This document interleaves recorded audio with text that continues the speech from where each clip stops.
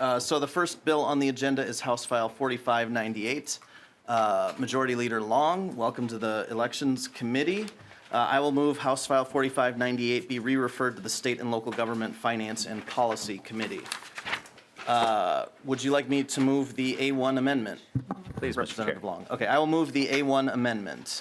Is this just put the bill in the shape you would like? Yes, Mr. Okay, Chair. is there any discussion to the amendment? Okay, seeing none, all those in favor, please say aye. Aye. Opposed? Okay, the amendment is adopted. So Representative Long, to your bill as amended. Thank you so much, Mr. Chair. This good government constitutional amendment stands for the basic principle that voters should choose their legislators, but legislators should not choose their voters. As folks know, we've been in split government for the last 50 years when districts have been drawn. In 2020, we had a DFL governor and House and a GOP Senate. In 2010, we had a DFL governor and a GOP legislature. In 2000, a GOP House, Democratic Senate, and Jesse Ventura as governor. By sheer luck, the courts have been drawing our maps for the last 50 years.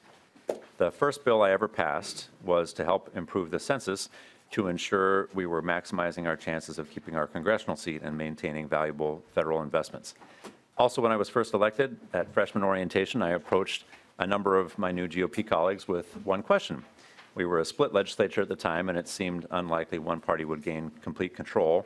Why not pass nonpartisan redistricting? Unfortunately, I didn't have any takers at the time. When you're right up against an election, everybody believes that they're going to win.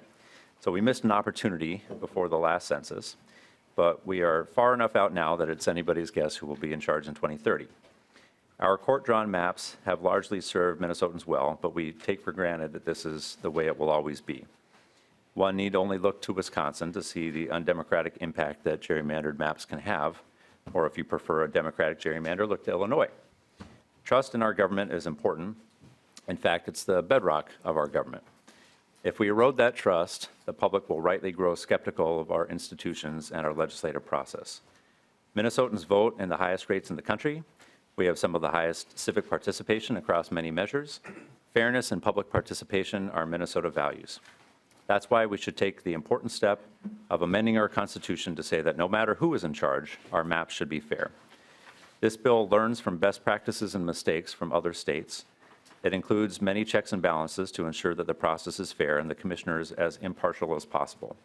The principles are largely consistent with those used by the Minnesota courts to draw our maps and are taken from the work of the House Redistricting Committee in 2021. We've engaged with dozens of stakeholders, both in-state and nationally, to get feedback as we prepared this bill, and I believe this proposal is among the best in the country. But our work is not done. The amendment that I offered today was at the request and in conversation with Common Cause and the League of Women Voters and reflects language that they've worked hard on. I appreciate as well the bill that Chair Cleaborn is bringing forward today, as there are many similarities, and I look forward to continuing to engage so that we can work towards one consensus constitutional amendment for the ballot. The second component in the Good Government Amendment would incorporate the current one-year House rule prohibiting lobbying from retired members into the Constitution. Right now, this is unenforceable. As soon as a member leaves their legislative seat, they are no longer subject to the House rules. This is consistent with the one-year lobbying ban that Congress has set for itself, and we would leave the definition of lobbying to be set by the legislature as it could evolve over time with changing practices. We've seen instances in the past of legislators resigning in the middle of session to become lobbyists, often working on bills that they were just negotiating the week before. We know this, too, undermines trust in our democracy. The third provision in this amendment would increase legislative scheduling flexibility. It would do this by removing the mandatory adjournment date and the cap on the days of meeting per biennium. This is at its core a balance of powers issue with the executive. Given our limitation on calling ourselves into session, we have seen abuses by executives of both parties. 3 examples. Unallotment has been used 6 times since 1980 to unilaterally reject legislative appropriations, including 3 times by Governor Pawlenty. Governor Dayton line item vetoed the legislative pay, holding it hostage to an unrelated policy demand, which prompted a constitutional crisis. And if we want to go more recent, in the COVID outbreak, our emergency powers laws was based on a lack of trust that the governor would call us back into session, which resulted in the most special sessions in state history. The legislature is the closest branch to the people, and our voters deserve fair representation in the legislative process. We should be on equal footing with the governor in terms of when we can meet. I appreciate the opportunity for the discussion today, and I know there are several testifiers. Thank you so for your much. testimony, Majority Leader Long. So we do have 4 people who've signed up to testify. First on the list is Michael Lee. And after Michael Lee will be Sarah Lopez. So, welcome to the committee. Please identify yourself for the record and proceed with your testimony. Thank you. I am Michael Lee. I am senior counsel at the Brennan Center for Justice at New York University School of Law, where my work focuses on redistricting and elections. My remarks today will be limited to the redistricting portions of House File 4598. Thank you to the committee members for the opportunity today to testify on a piece of legislation that we at the Brennan Center consider that if it were passed would be one of the most significant and strongest redistricting reforms ever enacted by any legislative body. As we said in our remarks, House File 4598 is a robust landmark bill that would transform Minnesota's redistricting process into one of the fairest in the nation, and more importantly, safeguard Minnesotans from the type of abuses that have occurred in recent years in neighboring Wisconsin, and frankly in states up and down the Midwest, both Republican-controlled states and Democratic-controlled states. Although Minnesota so far has been spared the abuses that have been seen in other states, it came close in 2010 to being in the same situation as Wisconsin, with Governor Mark Dayton winning his race for governor by only around 8,700 votes, the narrowest of possible margins. In a highly competitive state like Minnesota, it is not impossible to imagine situations where either party, frankly, could be in control with a legislative trifecta in 2031 when maps are next to be redrawn. This, in short, is not a time to be timid or gun-shy. There are legions of examples of states around the country where legislators and lawmakers had a chance to adopt redistricting reforms but didn't, because they were confident about what the politics of the future would look like. And then they were only surprised to find out that their party ended up in the minority and got the short end of the gerrymandering stick. House File 4598 is a strong, well-designed reform in line with best practices from around the nation. After the 2010 redistricting cycle, we at the Brennan Center went around the country and interviewed more than 100 redistricting commissioners and others who had been involved in the redistricting process. And our interviews included not only independent commissions like those used in California and Arizona, but also less independent and more politically connected or politically appointed commissions like those used in New Jersey. What we found in a piece published in 2018 was that design matters, with truly independent commissions performing much better on a whole range of options.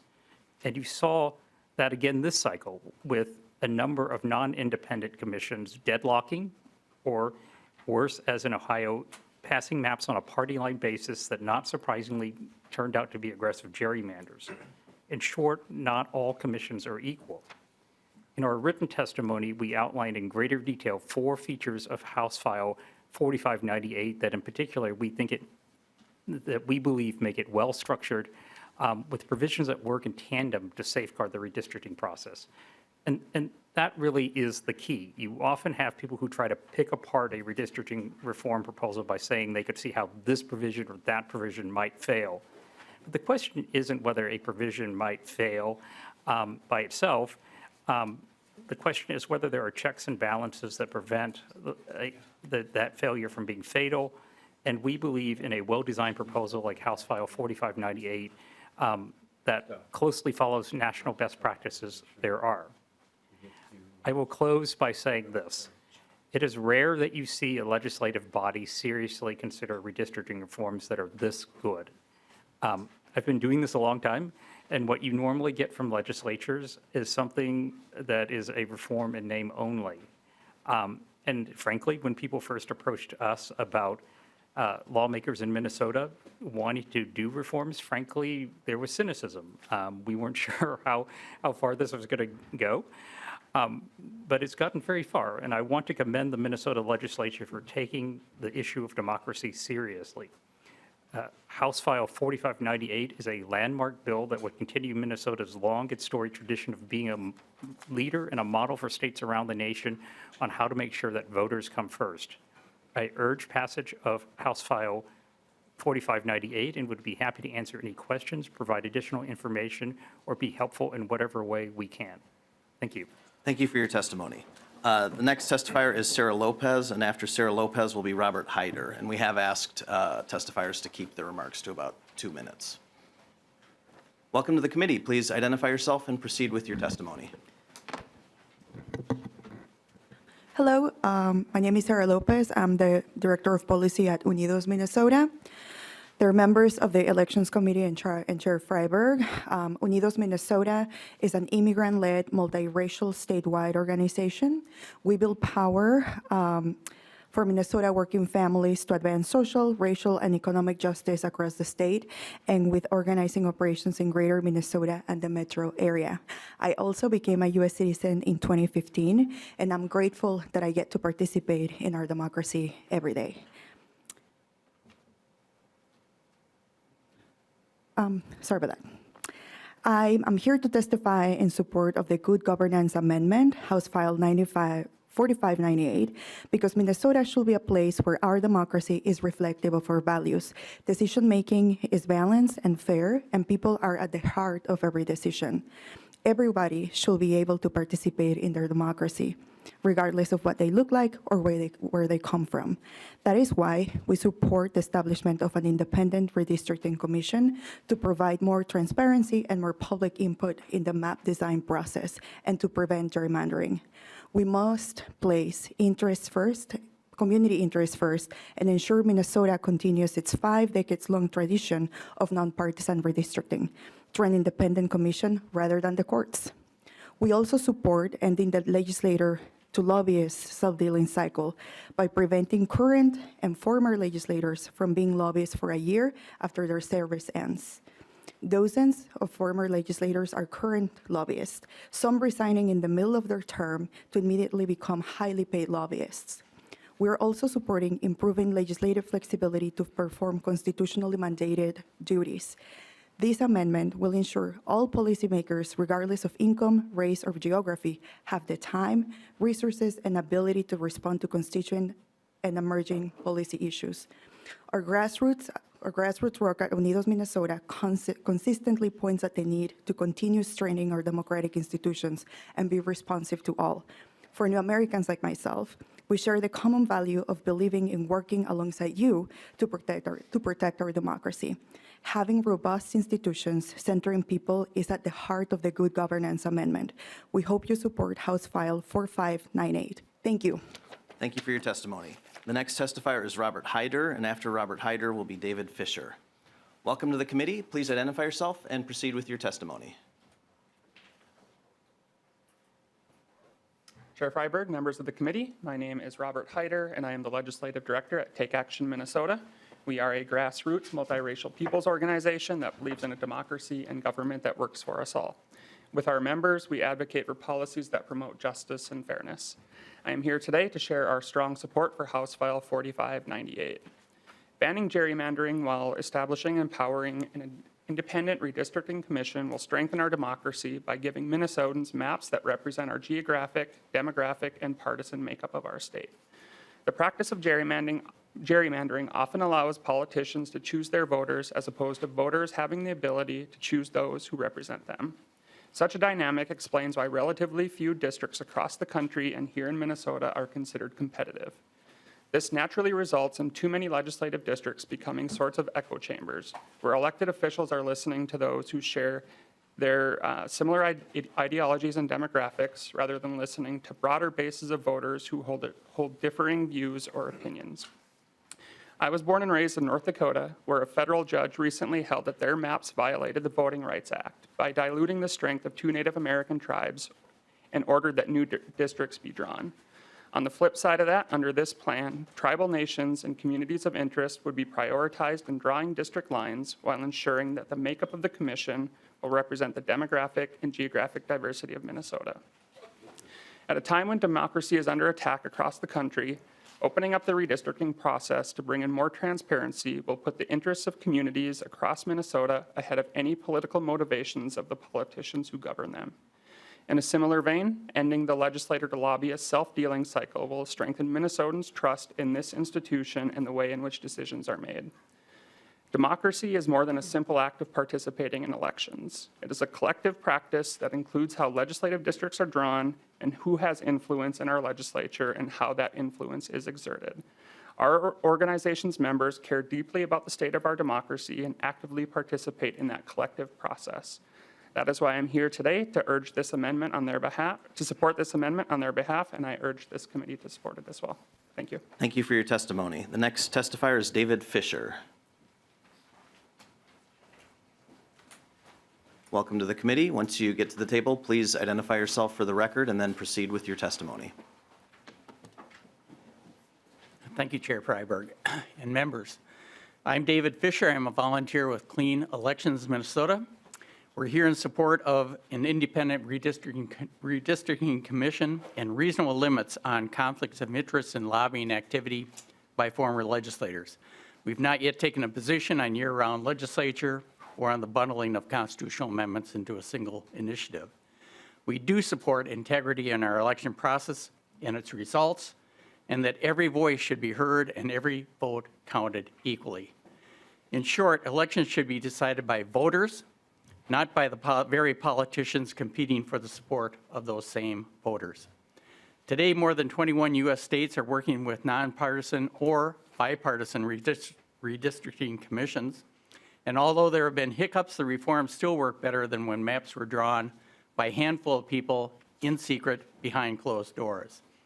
In July 2018, the Brennan Center for Justice released research on commissions, finding, quote, a compelling case that commissions in charge of redistricting can significantly reduce many of the worst abuses associated with redistricting and improve outcomes and satisfaction across stakeholder spectrum, if carefully designed to promote independence and incentivize discussion and compromise. The Brennan Center recommended best practices to meet this end. An independent member selection process coupled with elements of randomness, a commission of 9 to 15 members to assure diversity and avoid deadlock, clear mapping criteria and map approval rules requiring support from across the political spectrum, strong transparency requirements making commission proceedings accessible and accessible, an enforceable guarantee of adequate funding for operations, and time allowed to hold public hearings, obtain feedback, get necessary adjustments, and draw final maps. The bills before you today, both 4598 and 4593, address these reforms and we support those reforms, and they do much more. We do hope that a single bill can come together quickly this session to reflect best practices and the recommendations of impacted and marginalized communities gathered in recent years by the League of Women Voters in Common Cause. Thank you, Chair Freeberg. Thank you for your testimony. Are there any members of the public who wish to testify on this bill? Welcome to the committee. Please come down and state your name for the record and then proceed with your testimony.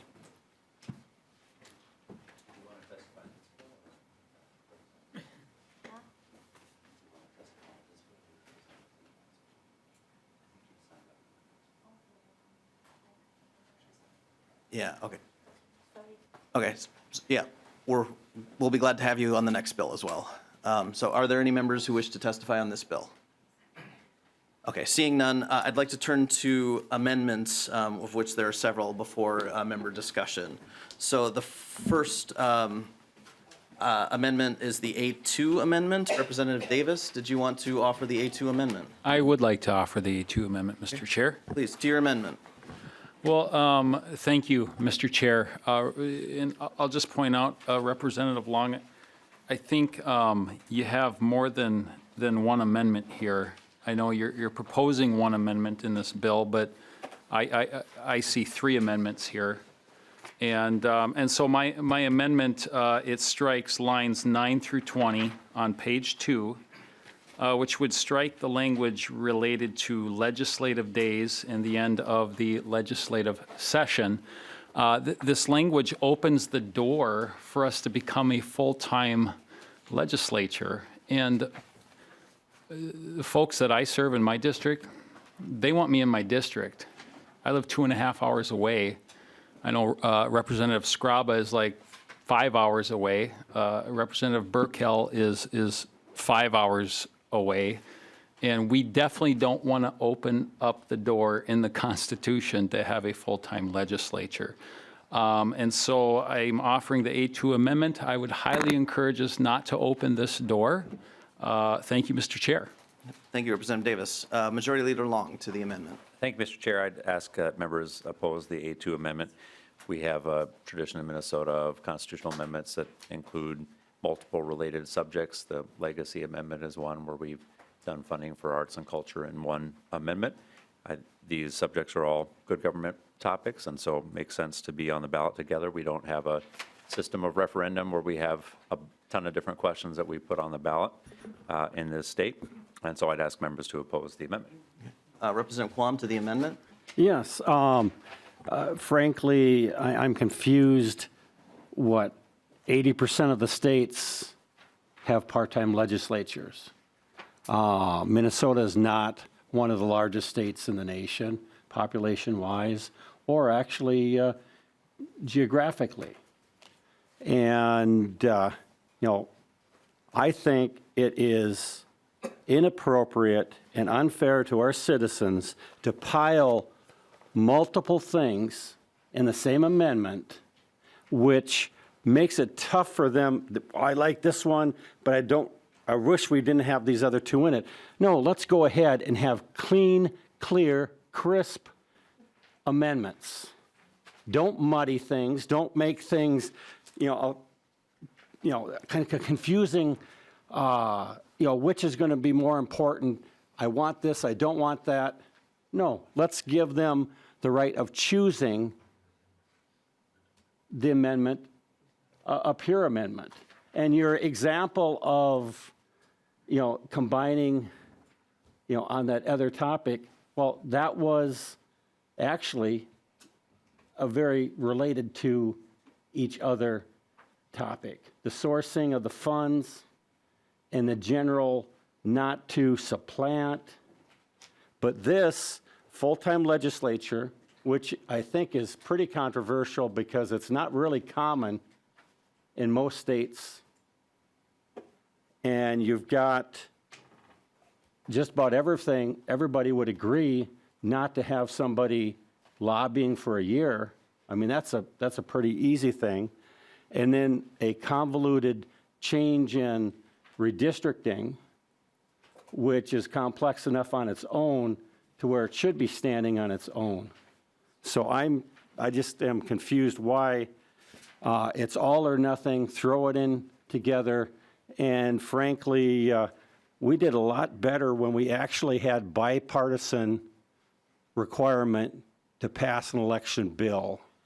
And I think it's disingenuous to the people not to listen to a bipartisan input to get the best and most balanced. So vote yes. Thanks. Just a clarification, I know one of the testifiers referenced a year-round legislature, and there've been some comments here about that too. The bill does not actually specify that. It just removes the time limit on legislative days. I know the majority leader mentioned examples. Mr. Chair? If you'd let me finish, about the legislature being able to address issues like unallotment, as well as the repeated special sessions we had during the shutdown. So, Representative Quam? No, I think we'll get to debating exactly what is in and what is opened up by the different things, but I would say support this amendment. Okay, thank you. Any additional comments? Okay, so seeing none, any closing remarks, Yes, Representative Davis? thank you, Mr. Chair. Representative Long, you didn't even address my amendment. The amendment is to remove the language, page 2, lines 9 through 20, because this is opening the door for a full-time legislature. And just my personal opinion, Mr. Chair, what I've seen here is that's exactly what's going on here and what is wanted. And that is why I will be asking for a roll call, because this amendment addresses this issue. Representative Long wouldn't even address it. And we cannot open the door to a full-time legislature, because that is going to hurt greater Minnesota in the districts that we all serve. Thank you, Mr. Chair. Okay, all right, a roll call's been requested. Clerk will take the roll. Chair votes no. Vice Chair Greenman. No. Minority Leader Torkelson is excused. Representative Agbaje is excused. Representative Altendorf. Aye. Representative Bonner. No. Representative Bliss. Aye. Representative Coulter. No. Representative Davis. Aye. Representative Frederick. No. Representative Purcell. No. Representative Quam. Aye. Representative Vernig. No.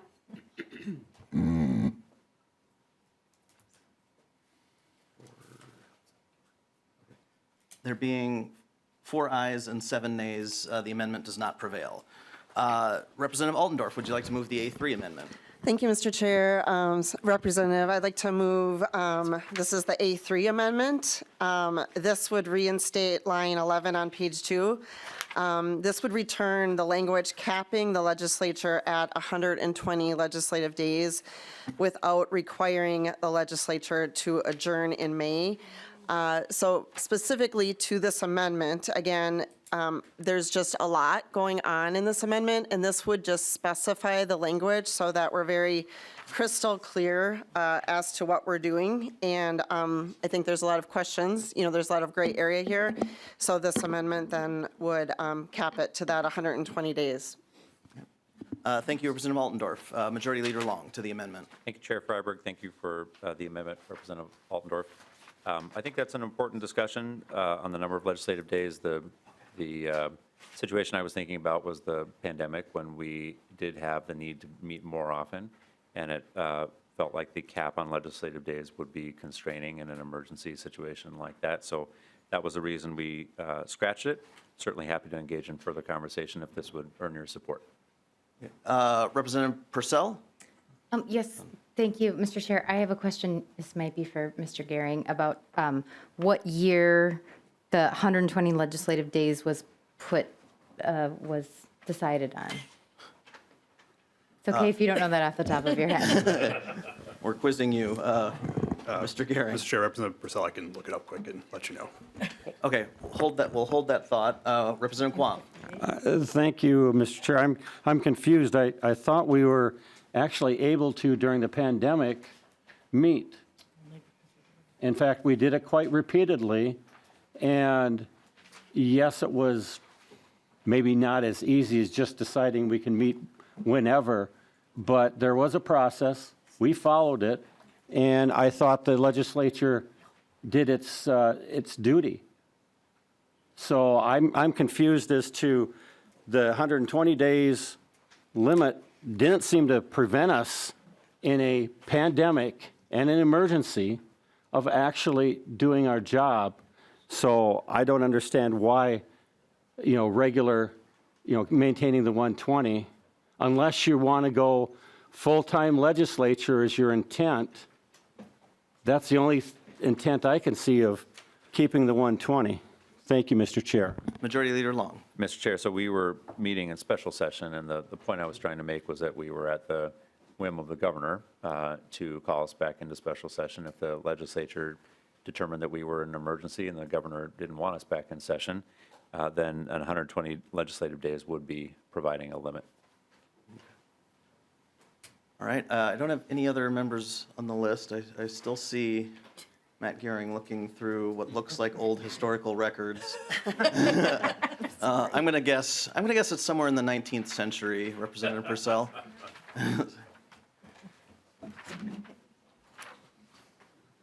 Yeah. Look. Okay. Oh, okay. I was just handed a sheet. I have no idea where it came from, but it says, oh, okay. Oh, nice. GOP researchers, thank you. It says a 1962 constitutional amendment raised the limit of legislative days from 90 to 120. It replaced the constitutional direction to meet biennially with a more explicit direction confining regular sessions to each odd-numbered year. So there you go, Representative Purcell. Okay. Any follow-up, Representative Purcell? Well, thank you for that information. I think when we first became a state and the citizen legislature came only every other year to the Capitol, and it's 2024, and the business before us seems to have gotten, at least in my short time here, it's quite busy, and to make sure that we do our work in that amount of time has seemed challenging thus far. So just an observation.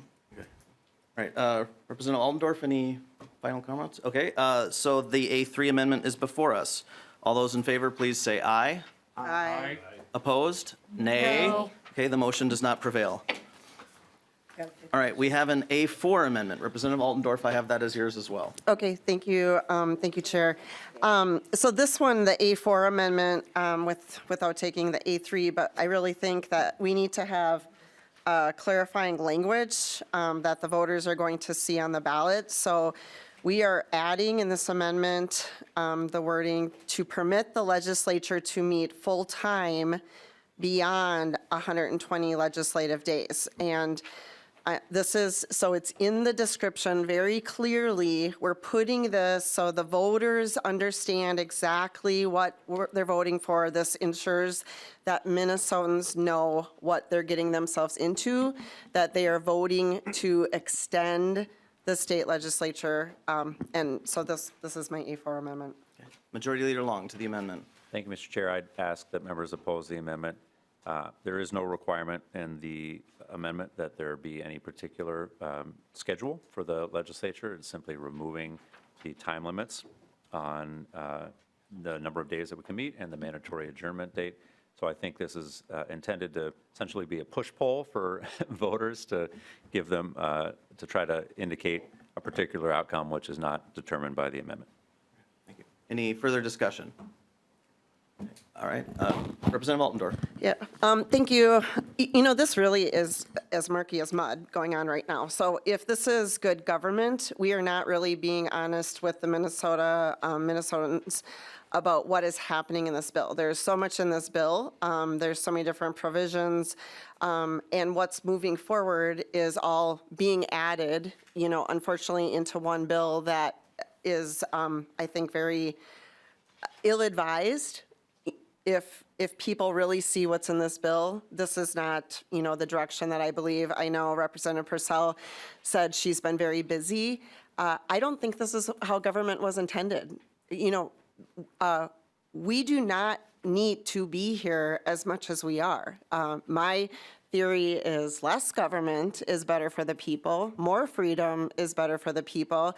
And we are really at a conflicting of interest right now where it seems like there's the majority party that is just adding more and more regulation, more and more government, more and more mandates. And I think a lot of the Minnesotans would really like us to go home and give them a break. Okay, thank you. The A4 amendment is before us. All those in favor, please say aye. Aye. Opposed? No. Okay, the amendment does not prevail. I have the A5 amendment, Representative Bliss. Thank you, Mr. Chairman. Now we get to discuss what we were discussing earlier. You know, so I listened to your testifiers. I took some notes here. Your very first testifier just touched on redistricting. Your second one, by the way, congratulations on becoming an American citizen. Where'd you go? She had to go home. Oh, bummer. She briefly mentioned the full-time legislature. Third one, redistricting and lobbying. Fourth one, redistricting, lobbying, and no position on the full-time legislature. So I think this is very confusing to the voters to have this all on one amendment. Yes, there have been in the past multiple, but they all relate to one another. These do not relate to one another at all. They're completely separate. I myself could find myself voting for one or two of these. Definitely not the full-time legislature. I might take a little bit of change to the redistricting commission. But we can't, it's just, it's a good governance bill. This is not good governance to have it all split in three. So my amendment simply splits it out into the three amendments, doesn't take any of them off the ballot, doesn't take any of the wording and change it. It just separates them into three, just like we do on the floor with the division. These can easily be divided and easily put on the ballot as separate amendments, and I urge you to accept this amendment. Majority Leader Long to the amendment.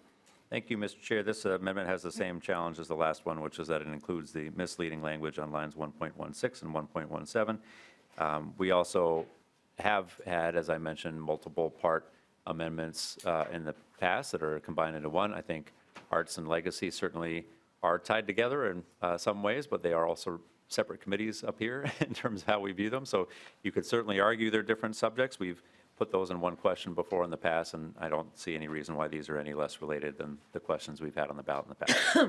Representative Davis.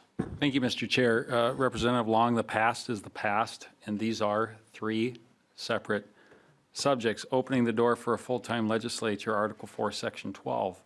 Redistricting here, Independent Redistricting Commission. You're actually adding an article to the Constitution.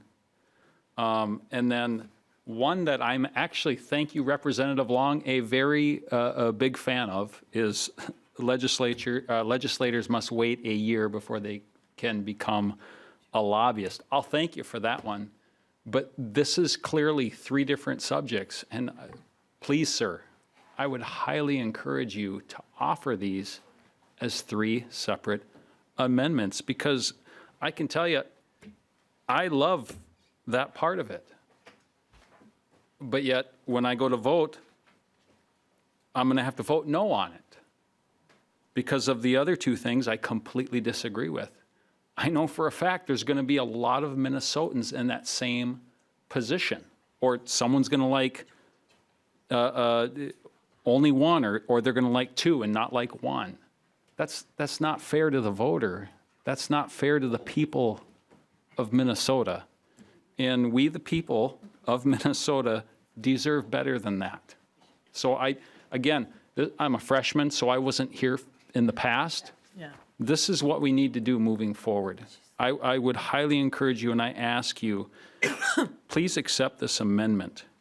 Let's make these three separate amendments, sir. Thank you, Representative Long. Thank you, Mr. Chair. Representative Quam. You know, I'm a little bit confused in that it's all the author's way. There's obviously concern about dividing it, and I see no pain or no loss in your bill by allowing three separate amendments.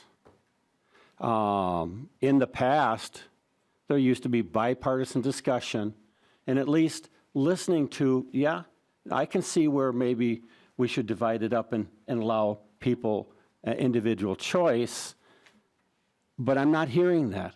I'm hearing no intent at all to working with the other side of the aisle, working with people that represent a large portion of the state, and I'm disappointed at the determination that, you know, we won't even consider the dividing of the three. You don't like the wording of it? Okay. Then you could have said, you know, I'm hearing you, and I will separate it into three. I don't like the language. I didn't hear that at all. I just heard, no, it should all be one. That's what, well, government is having a conversation and listening to the two sides. And to reject totally an easy suggestion of separate out the three so that people aren't confused, they're not torn between, and they can vote for exactly what they want. Giving people a choice. Wow. I thought that was democracy. Thank you, Mr. Chair. All right, okay. Representative Bliss, closing remarks on the. Thank you, Mr. Chair. You know, it is disappointing to hear the author of the bill saying he's not going to accept this. Some people watching this might assume because there's broad support for two of the items that the third one is thrown in there as a catch-all and maybe get passed. I'm not drawing that inference. I'm just saying some people watching this might. I'm very disappointed that the author has asked for a no vote on this, and I would like a voice call. Roll call, Roll call's been not requested. a recall. Chair Freiberg. This is for the A5 amendment. Freiberg votes no. Vice Chair Greenman. No. Minority Leader Torkelson and Representative Agbaje are excused. Representative Altendorf. Aye. Representative Bonner. No. Representative Bliss. Aye. Representative Coulter. No. Representative Davis. Aye. Representative Frederick. No. Representative Purcell. No. Representative Quam. Yes. Representative Vernick. No. There being 4 ayes and 7 nays, the amendment is not adopted. Representative Davis, you have the A6 amendment. Yes, thank you, Mr. Chair.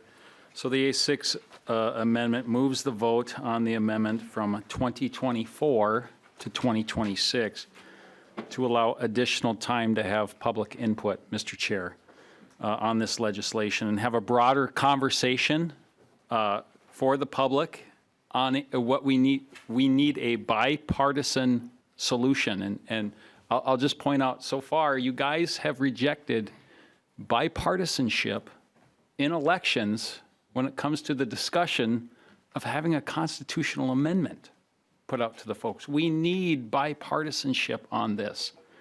And so that's what my amendment would do. I think we need to slow down, have bipartisan support on this, and the A6 amendment is a great opportunity to do that. Thank you. Thank you. Majority Leader Long. Thank you, Mr. Chair. I would urge members to vote no. I believe that the amendment is one that the public would broadly support and can easily and readily understand. There is broad support for good government and for the provisions in the amendment. Representative Quam. What is the rush? I mean, there was discussion from the majority, well, the speaker, about having an amendment, but giving it, instead of 2024, having it 2026 on a different amendment for the people, to give the people enough time to analyze. Totally redoing the system, which we've got several election cycles before would even get to redistricting. We have to do it in just a few months. Don't give a lot of time for the people. I am wondering what maybe I don't notice in this bill, that we have to do it before people actually notice it. I see nothing wrong with giving to 2 extra years so there can be a real broad discussion and understanding amongst the population, because then you would still have year after year after year past that to implement it. So what is the rush? What are we hiding? Representative Davis, any closing remarks? Thank you, Mr. Chair. Mr. Chair, the 2030 census is a long ways away. Redistricting is a long ways away, Representative Long. And again, please vote yes on this amendment. We need to slow down. We need to have bipartisan support on this decision. Thank you, Mr. Chair. Okay, the A6 amendment is before us. All those in favor, please say aye. Aye. Opposed? No. The amendment does not prevail. Okay, Representative Quam, you have the A7 amendment. Thank you, Mr. Chair. And in the same spirit of not allowing legislators to go into, trying to bend our arms and lobby us, frankly, if we're going to have an independent group doing this, we need to add that individuals employed by an entity that receives government funds through a direct appropriation by the legislature, in other words, that don't get their livelihood from direct government funding. That is pretty close to the kind of influence, if you're a lobbyist, you're getting your, money directly, your income directly from government activities. And I don't want to put a stumbling stone or temptation amongst these people to, let that influence them. So if we really want a independent, redistricting, we should wholeheartedly say yes. So I ask for a roll call and ask for people to support this improvement to the bill. Majority Leader Long to the amendment. Thank you, Mr. Chair. I would ask members to vote no. The other provisions in the list in terms of the restrictions on who can serve on the redistricting commission are for elected officials, staff, former elected officials, essentially those who have a direct interest in the outcome of the election because of their personal ties to an official or because they were or are an elected official. This language goes far beyond that, and by my reading could include a school teacher that works for a school that receives state government funding. So I don't believe that this is an appropriate addition to the list. Representative Bonner. Thank you for that. And I just worry that this language is overly broad. So does that mean that if a farmer in Greater Minnesota receives some sort of subsidy for their crops, does that then make the farmer ineligible as well? Does that make a school teacher ineligible? Does that make someone who is working at a food pantry who might receive government grants for funding ineligible? I would argue that all three of those cases are individuals that I would love to see serve in the legislature and would be proud to have as colleagues. And I find this language very problematic, and that is so overly broad that this could encompass just about everyone in every walk of life. And I find that really discomforting. So I would urge members to vote no. Representative Quam. Closing Just to correct the representative, this bill is not defining who is allowed to be in the legislature.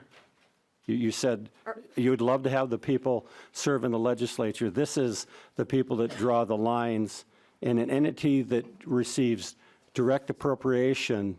In other words, that's directly to that entity. A general funding for education isn't to a specific entity. And,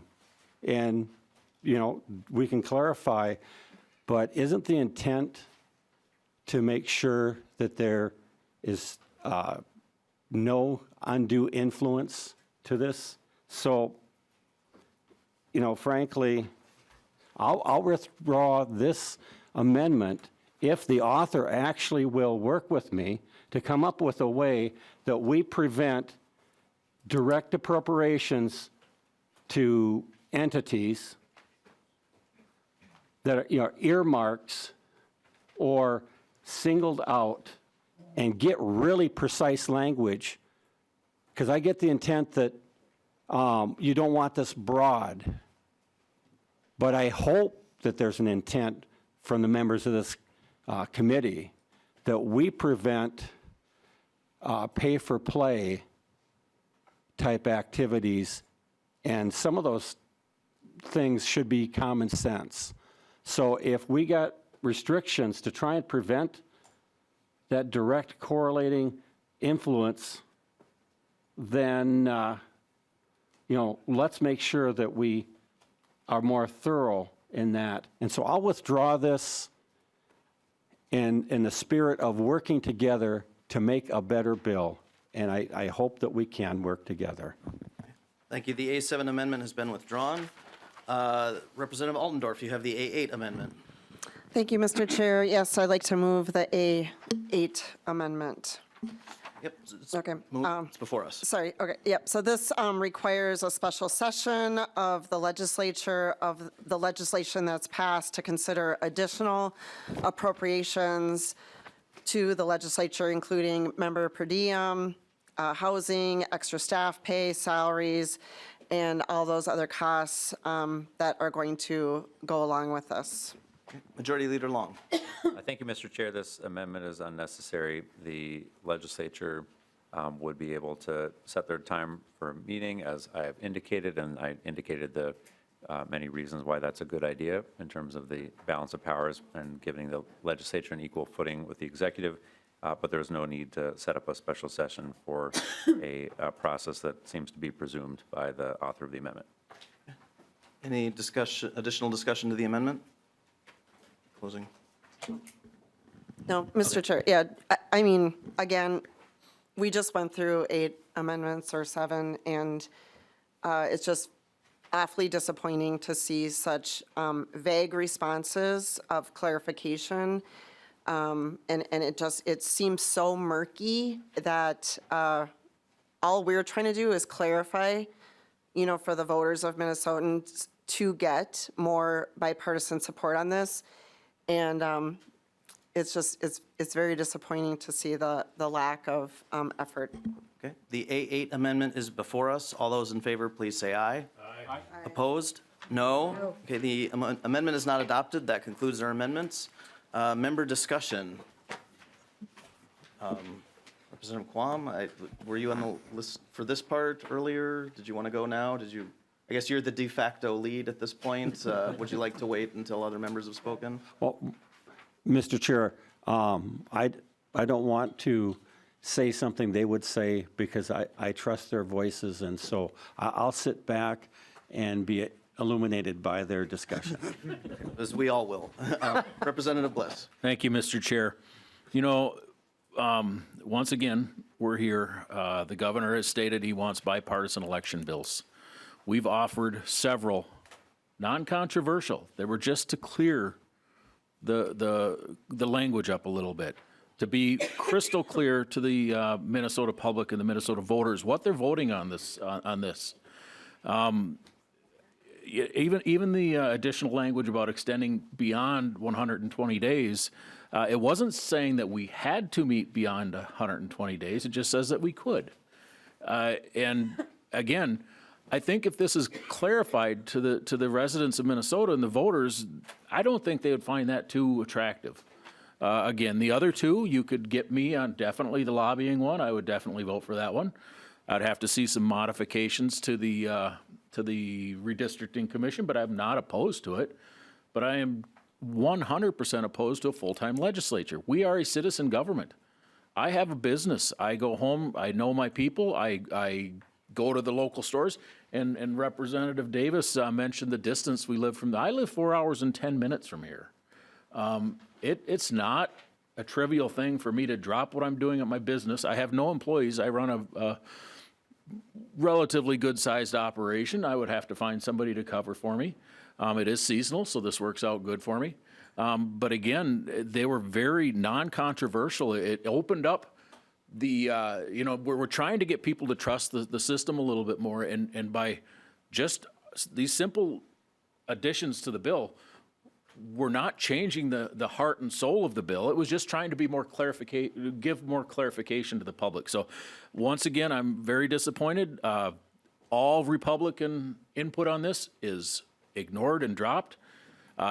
We could have worked on the language that you didn't like in the on my amendment. You said it increased the 120 days. We probably could have maybe worked on that, but no, it was just shot down. So again, I'm disappointed. Once again, the governor requested that we work in a bipartisan manner on election bills, and today we showed that we can't do that. Thank you. Representative Davis. Thank you, Mr. Chair. This absolutely does open the door, I'll repeat it again, for us to become a full-time legislature year-round, a Congress of Minnesota. 40 states in our nation are part-time, like we are currently. They got it right. We have it right currently, right now. And again, in the state of Minnesota, we can already call special sessions. You proved that through the pandemic, that we can call special sessions. It's, we can do this already. We don't need to open the door for full-time legislation. I'm a pastor. I'm a full-time pastor, Representative Long. And I let people know when they were voting for me when I was out on the campaign trail. I did not hide that fact. I was actually very open and honest with people about it.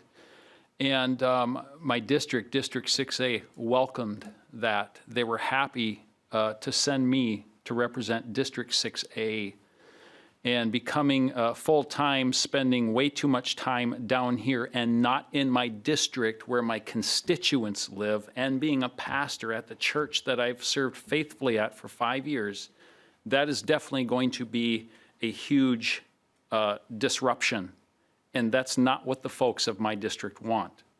I think it's real easy for us to, I think it's real easy for politicians, representatives down here in the metro area to, again, have a one-size-fits-all for all of Minnesota. We live in greater Minnesota. Greater Minnesota wants its representatives in the district, serving them. And to be honest with you, I do treat this as a full-time job, even though it's a part-time job. I treat it as a full-time job. This last spring, summer, and fall, I spent a lot of time in my district going to events, meeting with people, going to their houses, greeting them in the towns and in the townships. Even out hunting, I would run into them. This is opening the door to put an end to all that. We do need to slow down. Representative Long, I hope that you would slow down, that you would work in a bipartisan manner. Come now, let us reason together, reach across the aisle, Representative Long, and meet us in the middle, Representative Long. I'll repeat, Representative Long. Meet us in the middle, reach across the aisle. Let's reason together on this. Let's bring this as 3 separate amendments to we the people, with whom all the inherent power of government has been given. Let's bring this to the people in 3 separate amendments. Thank you, Representative Long. Thank you, Mr. Chair. Thank you, Representative Davis. Is there any additional member? Representative Altendorf. Thank you, Mr. Chair. Thank you, Representative Long. Okay, so again, there's just such a discrepancy here of the concept of what the legislature does, and we're supposed to be serving the people. Truly, we're supposed to be serving the people. We're not supposed to be here full-time. That's not what the intent of this was. When I hear even the group Clean Elections, which thank you for your testimony, testified that they were not sure how they stood on this. It should speak volumes that there is too much being put into one bill. So I do have a question for Representative Long, and that is next door to us, we have the state office building expansion growing. That did not come through the state legislature as a vote for us to vote on. It went through a committee. And so I was always very puzzled why we were building such a huge building over there. And so Representative Long, now that we're proposing this, and it looks like we're moving towards or opening up the door towards a full-time state legislature, is that the intent of that building? Again, thank you, Representative Altendorf. It's a little bit unrelated to the topic before us, but I'll allow a little leeway. Majority Leader Long, do you have any brief response to it? Sure, Chair Freiberg. The building did get a vote before the body, and it was supported on a bipartisan basis by the Senate Republican leadership at the time and the House Democratic leadership. It had 2 committee hearings in 2021 in the Rules Committee before it was approved. We are moving forward with the building because the building that we are sitting in right now is deficient, as rated by independent analysts. The roof is leaking. We've had water damage. We've had people injured in the building. It is not ADA accessible. We need a new building, and we need new construction. And the additional space that is being constructed is all public space. It is hearing rooms. It is public meeting space. It is space for the Secretary of State. It is space for the Legislative Reference Library. It is the public functions of government that we are not serving well with the building that we have that is crumbling under our feet. If we could stick to the elections issues, since this is the Elections Committee, Representative Altendorf. Yeah, thank you, Mr. Chair, and I guess thank you for that leniency, but, it does seem like this is all related. It does seem like it is. I think most voters can see that this is all the intent of the direction of where this is going. I would like to ask another question, if I may, of Representative Long. I think this is an important question. This is my first term, so 2023, now moving into 2024. Sitting on the Elections Committee, I was told that this was a sacred committee, that the elections were held to be bipartisan, that every other session, that elections have always been bipartisan, that both parties agree on elections, and I believe that has been held sacred until 2023. So my question to you, Representative Long, is your party, the majority party, you have all aspects of the Minnesota government, state government at every level, the governor, the Senate, and the House. What with the elections didn't work out for the Democrat Party? This is also getting a little bit afield, Representative Altendorf, from the amendment that's before us. So do you have? I'm happy to respond. Sure. So there seems to be this mythology around bipartisan election work. If I recall, there was an amendment that was put on the ballot entirely by the GOP that would have restricted the access to the ballot based on a photo ID, and that was rejected by the Minnesota voters. This, too, is being put to the voters as a question, and so it will be up to the voters and the people of Minnesota whether or not they want to approve this amendment. Okay. Thank you. Thank If you could for. wrap it up. I will. Thank you for your leniency. If we're truly putting this for the voters, then we need to make this crystal clear. We need to put this very black and white, and there is too much in this amendment. It's just that I cannot make this any more clear. This is very deceptive to the Minnesota voters. It's wrong. It shouldn't go to, this is bad legislation, bad government. We're being very lazy at the best and very deceptive at the worst. So again, the Minnesota voters, I hope, see through this. Okay. Is there any additional member discussion? Okay, I was unclear if you wanted to, so Representative Quam, you can have the last word here. Well, the second to last word, probably. Fair. Just clarifying that the author just referenced to the ID requirement, and actually in 08 Crawford v. It was an election board. Justice Stevens wrote the majority opinion by the U.S. Supreme Court, and in that, it not only upheld that that was a reasonable thing to ensure confidence in voter integrity, every group that was concerned it would disenfranchise saw an increase of voter turnout with the photo ID. So that was part of the basis for that determination. I just wanted to make clear the implication was that it was some crazy idea, and actually it's in line with Supreme Court precedents. But getting back to the discussion, in the testimony, there's discussion about independent commissions in California. There's been a bit of analysis indicating that that independent commission is not quite as independent as the definition ought to be. There was discussion from testifiers about, they brought up trifecta. Actually, do you know when the last two trifectas have been? Directly after the redistricting. 13, 14, 23, 24, those were after the redistricting. And so, that's sort of generated the, and there's only been one party that's had a trifecta since the early 70s when party designation was implemented. So